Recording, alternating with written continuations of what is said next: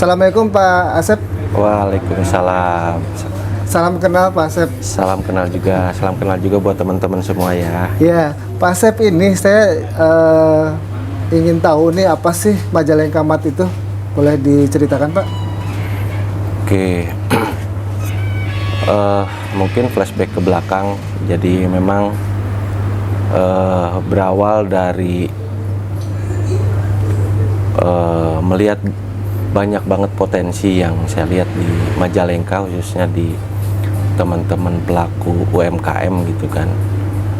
Salah satu yang memang menjadi harapan dari teman-teman adalah punya pusat display gitu kan, untuk mempromokan produk-produk yang diproduksi oleh teman-teman pelaku usaha. Itu yang pertama. Yang kedua juga melihat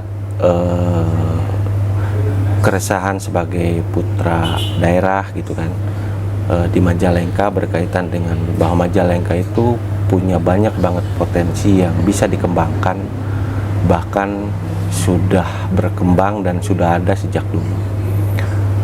Kalau saya ambil salah satu contoh, Majalengka itu juga menjadi pusatnya fashion. Produk jeans itu Cikijing menjadi salah satu daerah yang ada di Majalengka juga yang terkenal dengan produk fashion, salah satunya jeans. Yang kedua adalah Majalengka juga menjadi sentra rotan. Itu sudah ada sejak lama. Untuk sisi kerajinan seperti yang teman-teman lihat, mulai dari kerajinan dari bambu dan lain sebagainya, Raja Galuh Lewi Munding itu menjadi sentranya. Termasuk kerajinan-kerajinan alam seperti dari berbahan dasar ijuk, sapu ijuk dan lain-lain, itu daerah atas. Ada Malausma, sekarang ada Cimuncang juga, daerah Malausma, Banjaran, Talaga. Cuman memang yang menjadi bahan diskusi sebetulnya dengan teman-teman adalah kita selalu dalam zona nyaman, tidak berkaitan dengan brand usahanya. Kalau saya melihat, ambil testimoni salah satu kegiatan atau salah satu contoh model rotan aja, ya terus terang rotan sebetulnya yang menjadi pelopor, pegiat dan pengrajinnya itu ada di kita, daerah Lewilaja, Sindangwangi dan lain sebagainya. Cuman memang Kabupaten Cirebon yang lebih terkenal dalam sisi rotan sebetulnya ada di Majalengka untuk para produsen dan pelaku-pelaku usahanya. Yang kedua, yang tadi saya sebutkan adalah fashion jeans. Ya, selama ini kan juga hanya di drop ke perusahaan-perusahaan besar atau ke brand-brand besar untuk di branding dengan brand-brand lain gitu kan. Padahal memang bisa saja fashion atau celana jeans yang sekarang kita pakai pun itu produksi Cikijing. Ataupun seperti ini, kadangkala kita punya produksi besar jeans Cikijing, tapi kita susah kalau mau beli jeans Cikijing di mana, sampai hari ini pun kadang kita masih bingung. Itu salah satu keresahan yang memang diawali yang mendasari pemikiran terbentuknya inkubasi pemasaran terpusat. Kalau dulu kami namakan pusat gerai pusat produk atau GPP. Cuman seiring perjalannya waktu, karena kami ingin memunculkan juga Majalengkanya, bahwa Majalengka itu tidak kalah dari sisi produk, baik makanan, atau kulinernya, fashion maupun craftsnya. Jadi pada akhirnya kita coba membranding atau menjadi sebuah nama Majalengka Mart. Itu inkubasi pemasaran produk lokal dari teman-teman pelaku UMKM yang ada di Majalengka. 2017 secara offline, secara gerai kami coba buka di Majalengka, karena sebetulnya saya dengan tim membangun sebuah konsep dari keresahan-keresahan yang kami alami sebelumnya yang saya sampaikan tadi. Jadi karena memang pada saat itu satu sisi kami tidak mempunyai kekuatan finansial, tetapi kami mengedepankan konsep kolaborasi. Jadi kami kolaborasi dengan pelaku-pelaku usaha maupun lembaga-lembaga yang ada di desa untuk mengangkat produk-produk khas unggulannya di daerah atau desa kelurahan tersebut. Jadi kami coba program udunan awal. Kita coba membuat konsep, jadi kita bareng-bareng terbentuklah gerai pertama di salah satunya di Jalan Lasui yang di Tonjong. Berkembang seiring perjalannya waktu juga kami coba bergeser, tidak hanya menjadi pusat display, juga membantu kawan-kawan pelaku UMKM di sisi legalitas produknya, mulai PRT, halal dan lain-lain sebagai penghubung fasilitator. Karena memang selama ini juga ada komunikasi yang terputus ke para pelaku usaha yang terkadang masih menanyakan kalau bikin PRT kemana, kalau membuat halal seperti apa dan lain sebagainya. Jadi pada saat itu kami juga membantu menyambungkan komunikasi, sekalian menyampaikan apa saja yang harus dilakukan terkait legalitas sebuah produk. Terus yang selanjutnya juga packaging yang tidak kalah menarik, karena kalau secara kualitas produk khususnya makanan, kita juga tidak kalah dengan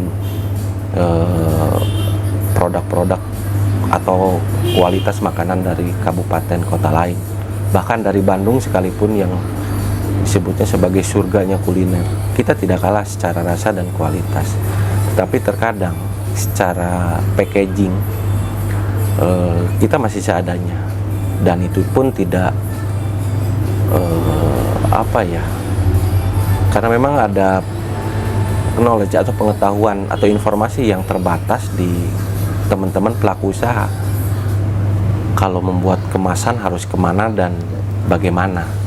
Nah itu juga coba kami fasilitasi. Banyak sekali sampai hari ini, kurang lebih 5-6 tahun kami coba ada beberapa produk yang awalnya hanya standing pouch biasa, plastik biasa dan lain sebagainya, sekarang sudah full print dan eye catching lah kalau orang melihat, dan itu menjadi sebuah kebanggaan perkembangan yang ada di Majalengka. Mungkin 5-6 tahun ke belakang untuk melihat produk teman-teman yang memang secara kualitas, secara tampilan dan lain sebagainya bisa sejajar minimalnya dengan beberapa produk teman-teman dari luar daerah juga tidak terlalu banyak. Tapi untuk saat ini alhamdulillah produk kita bisa bersaing dan berkembang seperti beberapa teman-teman di luar daerah Majalengka. Mungkin itu sih. Memang latar belakangnya adalah Pak Asep dalam tanda kutip ya, kasihan terhadap produsen-produsen Majalengka yang mereka itu memproduksi produk-produk tetapi ternyata pemasarannya, brandnya itu diambil oleh yang bukan Majalengka ya. Nah itu yang inspirasi dari Pak Asep dengan adanya Majalengka Mart itu ya Pak Asep ya. Nah dari 2017 ke 2023 kan ada waktu sekitar 5 tahun. Bagaimana proses Majalengka Mart itu dari yang tadinya dalam tanda kutip tidak terkenal menjadi terkenal Pak Asep?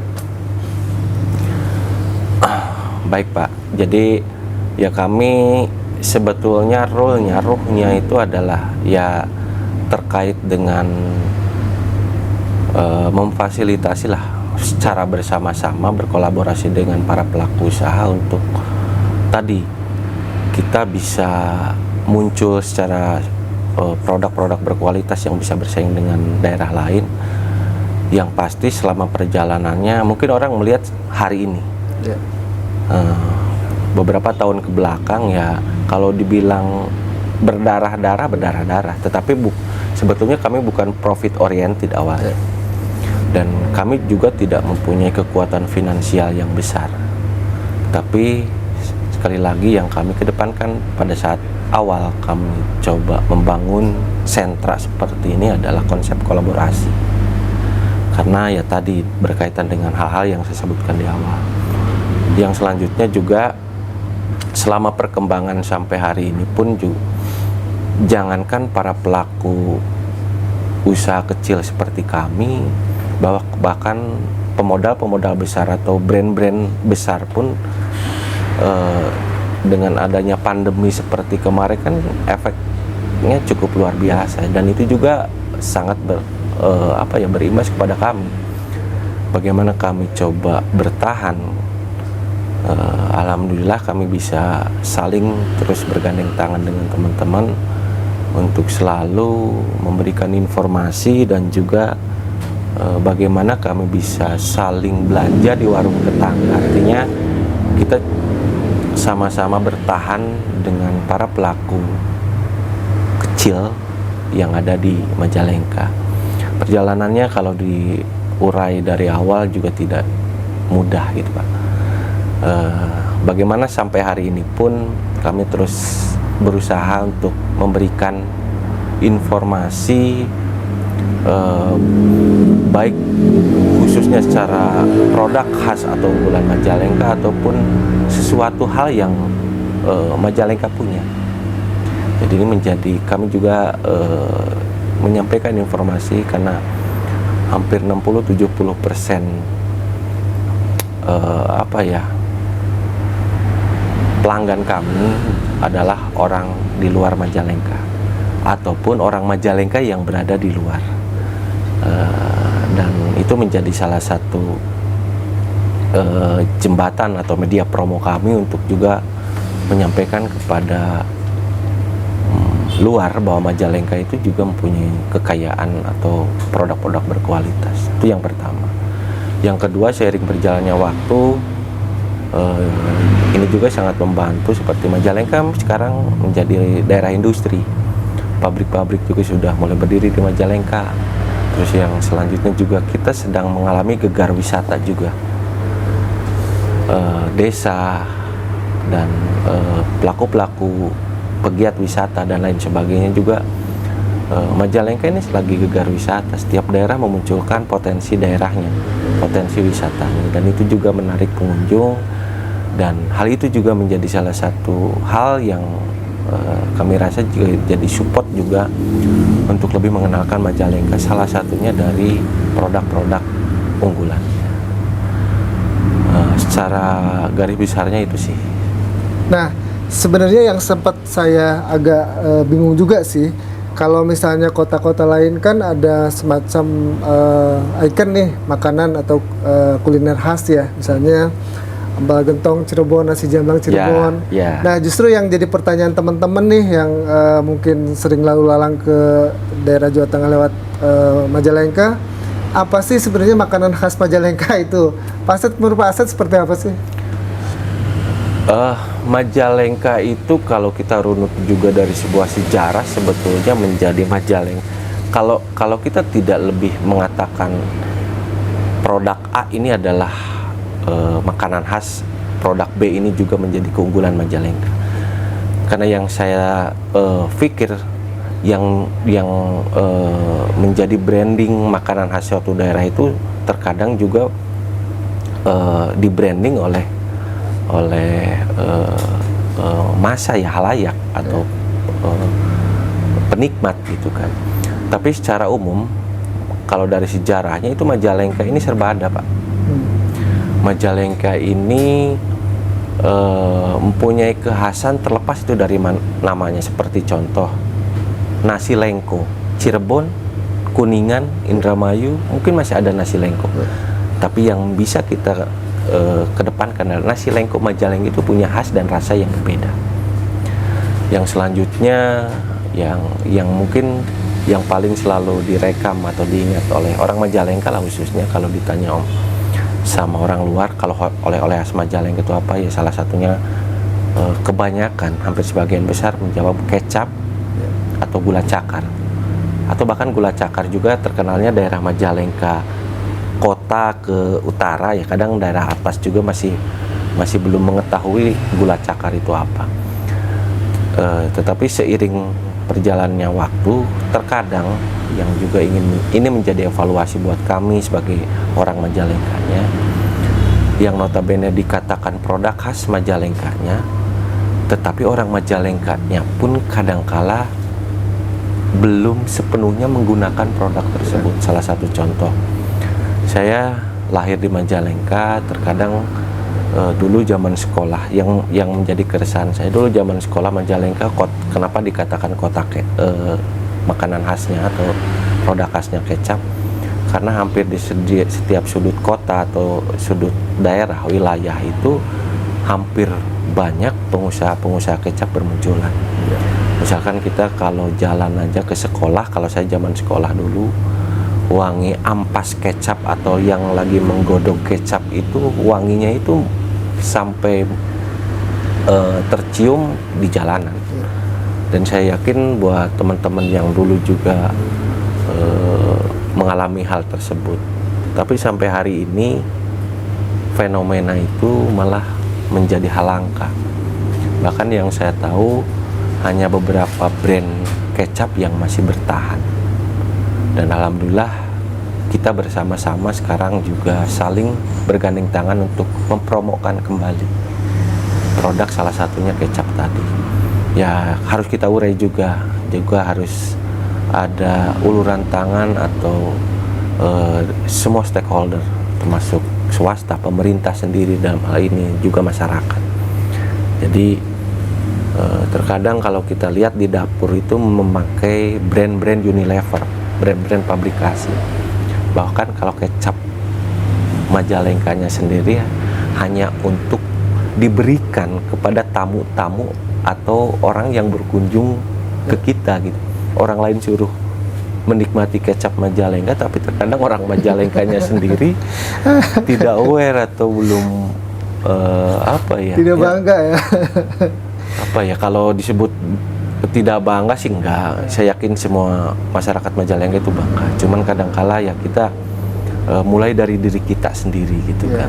Ya itu menjadi salah satu contoh, salah satu hal juga yang dapat menumbuhkan atau bermunculannya produk-produk khas yang ada di Majalengka.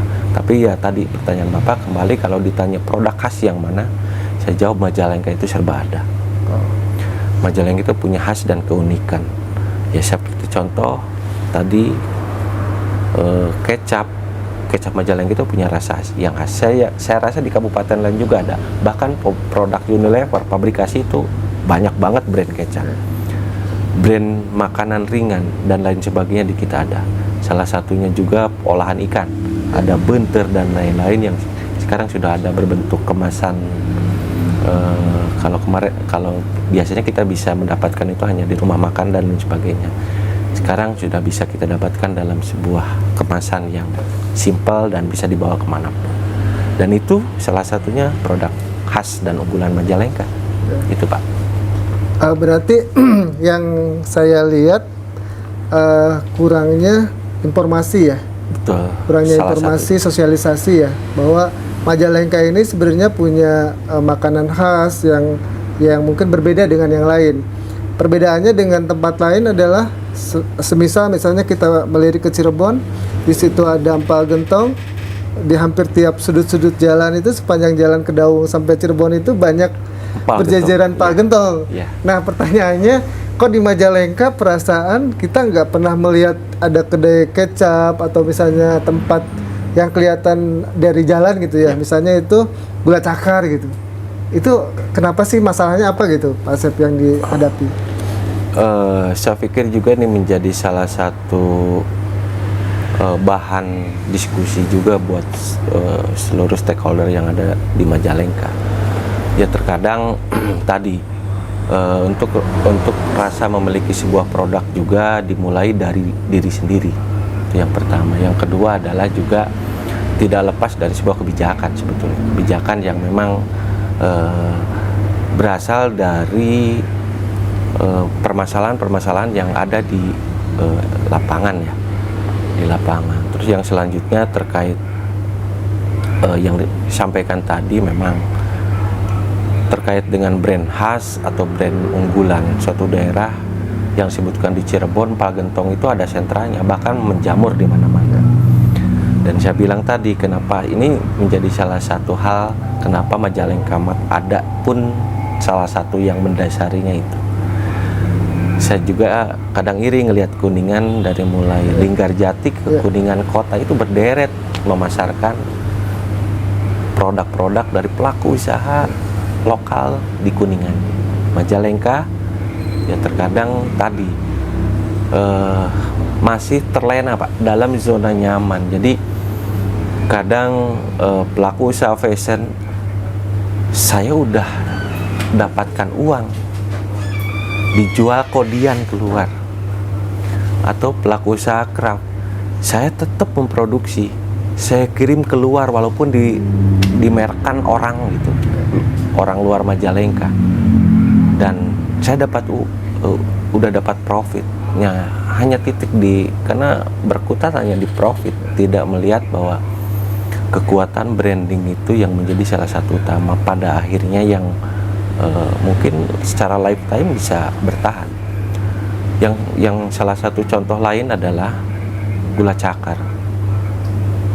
Tahun 70-an, 80-an menjamur banget para produsen gula cakar yang ada di Majalengka, tetapi sampai hari ini ya saya bilang hanya tinggal beberapa, walaupun dengan fenomena atau rumor-rumor yang muncul pakai sabun lah apalah dan lain sebagainya. Memang itu pernah terjadi dan ada, tetapi seiring berjalannya waktu informasi yang terbuka secara luas dan juga pembinaan yang terus dilakukan, sampai saat ini gula cakar ya sudah memakai bahan-bahan yang memang aman. Bahkan kalau orang Majalengka biar tidak serak ataupun di tenggorokan gitu, kalau untuk sereg ya, kalau ngopi dan ngeteh lebih cenderung menggunakan gula cakar, gula asam Majalengka. Tapi ya lagi-lagi terkadang ada lag komunikasi atau mungkin ada lag pengetahuan antara produsen dan lain sebagainya yang memang butuh tadi jembatan penghubung, butuh fasilitator, butuh yang bapak asuh atau induk semangnya. Ya seperti contoh sampai hari ini saya melihat fenomena kalau kita tidak lakukan inovasi terkait gula cakar, saya pikir anak cucu kita juga tidak akan mengenal lagi gula cakar itu seperti apa. Jadi coba kita branding, coba kita packaging dengan lebih menarik, tetapi juga tidak meninggalkan produsen-produsen yang ada di Majalengka, tetapi malah kita ingin lebih membuat teman-teman produsen itu juga mempunyai terus berkembang gitu kan. Tetapi yang saya lihat ya kita mengembangkan konsep bapak asuh atau induk semang. Jadi terkadang kalau kita ngobrol dengan produsennya, Pak mau nggak kita percantik gulanya, Bapak membuat ini. Tetapi kadangkala ya tadi ada keterbatasan sisi SDM. Ya saya mah hanya bisa membuat, kalau yang lainnya mangga. Nah berarti butuh fasilitator untuk kita buat rantai pasok, mata rantai bapak asuh, ada produsen, ada packaging, ada pemasar dan lain sebagainya. Dan hal itu juga yang akan gula cakar tetap ada dan terus berkembang. Itu salah satu contoh dari kondisi lapangan yang ada di Majalengka, Pak. Jadi sebenarnya kalau saya lihat mereka itu UMKM itu lebih fokusnya ke produksi ya. Betul. Tanpa mempertahankan gimana nih kalau saya misalnya sehari omset 1 kintal, ya udah 1 kintal ya. Yeah. Tidak berpikir lagi mengembangkan bagaimana nih ke depannya enggak ya? Iya. Sebagian besar ya. Ya terutama generasi lama nih. Kalau sekarang kan yang kuliner yang milenial kan udah canggih-canggih. Udah mulai ini ya. Ya itu juga yang menjadi yang bagian ketok tular kita lah dengan para pelaku usaha yang ada di Majalengka. Karena kalau Bapak lihat ya kalau hanya berkaitan dengan sekarang kita menggaungkan di branding, Pak. Jadi mau itu pelaku usaha milenial atau sebut kolonial, ya. Era kalau jadul jadul gitu kan, yang kadang kala miris ada pelaku usaha yang dulu misalkan pelaku usaha minuman yang dulu didorong sampai hari ini pun kita ketemu masih didorong. Dulu dia jualan di bakul sampai hari ini pun di bakul. Jadi itu yang terkadang apa ya, sisi informasi atau pengetahuan yang saya pikir juga harus mulai masif juga, seluruh teman-teman itu ketok tular dengan semuanya gitu kan. Dan salah satunya sisi branding, dan kita biar tidak malah kalau sudah ramai diambil luar baru kita pada teriak-teriak gitu kan. Mangga Gincu kok terkenalnya di A sementara kebunnya ada di Majalengka dan lain sebagainya. Ya mulailah dari sekarang kita coba munculkan produk-produk berkualitas, tetapi tetap sisi branding itu menjadi faktor penting biar kita terus bisa berkembang usahanya, terkenal produknya, dan juga bisa ya menciptakan lapangan kerja buat tetangga dan keluarga dan semuanya. Berarti Majalengka Mart itu adalah suatu wadah yang memfasilitasi untuk branding ya produk-produk UMKM ya. Ya salah satunya yang kita tekankan ke teman-teman ya harus muncul branding masing-masing. Kalau dilihat di sini juga kan branding macam-macam sekali. Satu produk aja ada berapa branding. Dan kita welcome selama memang produknya itu aman, layak, juga menarik, yang menjadi ikon atau Majalengka ke depannya. Seperti itu. Jadi kita tidak menghilangkan brand dari produsennya. Yang masuk sini malah kita munculkan, ayo brand sendiri yang muncul, bukan brand Majalengka Mart-nya. Itu yang konsep maju dan tumbuh bersama pelaku UMKM. Jadi kami tidak mematikan brand teman-teman pada ini. Jadi memfasilitasi lebih ke apa ya, pemasaran ya? Pemasaran. Juga kendala-kendala yang memang dihadapi. Dan kita coba diskusi untuk solusinya secara bersama-sama. Terkadang untuk solusi kalau dilakukan secara bersama-sama itu bisa lebih ringan, Pak, dan lebih mudah juga untuk mengurai lah permasalahan yang dihadapi. Nah kalau selama ini Majalengka Mart itu yang sudah kolaborasi ada berapa UMKM, Pak? Yang sudah kolaborasi kalau di manifest kita sih ya sebetulnya Timbul Tenggelam, Pak, sebetulnya. Karena ya satu yang kita tumbuhkan branding otomatis berkaitan erat dengan perilaku.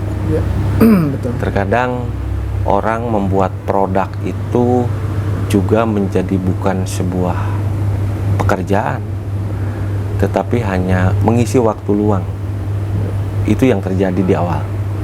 Yang kedua adalah orang membuat produk itu adalah tuturut munding bahasa Majalengkanya, atau melihat perkembangan di luar banyak, ngikuti, tapi pada akhirnya dia tidak bisa istiqomah, continue. Kalau bahasa Majalengka obor beralak pada akhirnya. Itu yang terjadi. Kalau secara manifest kita banyak banget. Kalau kita di sistem komputerisasi kita juga di atas 2000, tetapi timbul tenggelam pada akhirnya, mana yang bertahan dan enggak. Tetapi untuk proses perkembangan sampai produk menjadi sebuah produk yang khas dan unggul juga di atas 500-an. 500 ya? Para pelaku yang memang istiqomah, kontinu, bahkan bisa membuat varian produknya lebih banyak pada. Nah, kalau dari 500 itu selama ini perkembangannya naik atau cenderung turun, Pak? Secara perkembangan itu naik, Pak. Naik, cuman memang kemarin sempat ya pandemi lah. Pandemi sempat ya jangankan kita ya, semua pun merasakan dampaknya, mengalami penurunan, tetapi secara spirit juga masih tetap terjaga. Dan secara kemunculan produk-produk baru itu Majalengka sekarang sangat luar biasa, Pak. Tidak hanya produk yang packaging, kemasan, juga produk-produk kuliner yang sekarang bermunculan itu pelakunya adalah orang lokal Majalengka. Saya bilang cukup positif perkembangannya sampai hari ini. Positif ya Pak ya. Mungkin ada pertanyaan nih dari teman-teman, saya memproduksi misalnya UMKM A nih, bagaimana caranya bergabung dengan Majalengka Mart, Pak Asep? Ya, kita open, welcome buat semua untuk terkait produk yang memang barang-barang kita pasarkan di sini. Secara mekanisme kita ada mekanisme bahwa produknya itu juga harus tadi secara legalitas, keamanan pangan dan lain-lain itu sudah layak gitu ya. Tetapi berkaitan dengan izin edar, legalitas produk dan lain-lain, selama memang pelakunya punya komitmen untuk mau menempuh dan berkomitmen mau membuat legal produknya komplit, walaupun pas masuknya belum, kita welcome, kita terima. Tapi satu hal, bahwa keamanan produknya itu juga harus dipastikan aman. Nah, tapi selama ini ya kita ini aja sih, salah satu contoh opak bakar. Ya banyak pelaku opak bakar, apalagi daerah Lewi Munding gitu kan, Raja Galuh. Ya saya pikir juga punya bahan dasar, juga tidak menggunakan bahan yang aneh-aneh, tetapi secara packaging, legalitas produk kan kadang kala mereka belum punya. Nah, salah satu contohnya hal tersebut pada saat ingin dipasarkan di sini ya memang nggak welcome. Kita bantu, kita coba kasih referensi bahwa mau nggak kemasannya biar menarik seperti ini, terus nanti ada kegiatan pelatihan PRT dan lain sebagainya terkait legalitas produk, mau mengikuti ya kita welcome. Itu sih. Jadi kita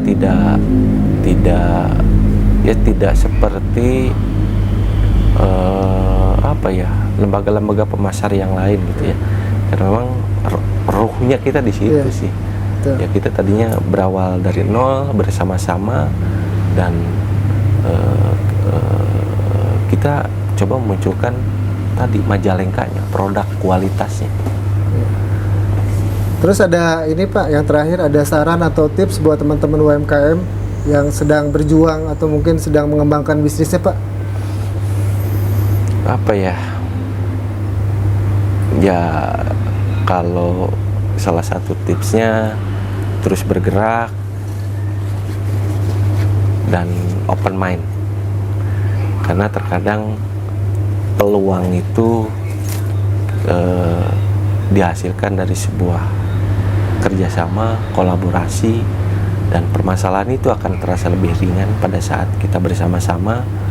Dan secara promo dan pemasaran seperti hari ini pun kita ekspansi keluar daerah, baik ke wilayah 3 ataupun bahkan ke Bali, ya secara biaya operasional karena kita bersama-sama kita bisa lebih ringan, dan produk kita juga secara Majalengka, wah Majalengka itu ternyata banyak produknya, itu juga menjadi salah satu tips juga yang sering saya diskusikan dengan teman-teman. Kolaborasi dan saling bergandengan tangan, open mind, itu aja sih. Dan bangga ya? Bangga dengan produknya sendiri, dengan daerah sendiri. Jangan sampai produk sendiri dijajah oleh produk lain. Itu dia, itu pasti. Terima kasih Pak Asep atas bincang UMKM-nya kali ini, sangat seru ya. Semoga teman-teman dapat mengambil hikmah apa yang tadi disampaikan oleh Pak Asep dan menjadi motivasi buat teman-teman untuk selalu berusaha dan mengembangkan usahanya untuk tumbuh dan maju. Dan Majalengka Mart siap untuk kolaborasi ya Pak Asep ya. Insya Allah. Hatur nuhun pisan Pak Asep. Assalamualaikum warahmatullahi wabarakatuh. Waalaikumsalam warahmatullahi wabarakatuh.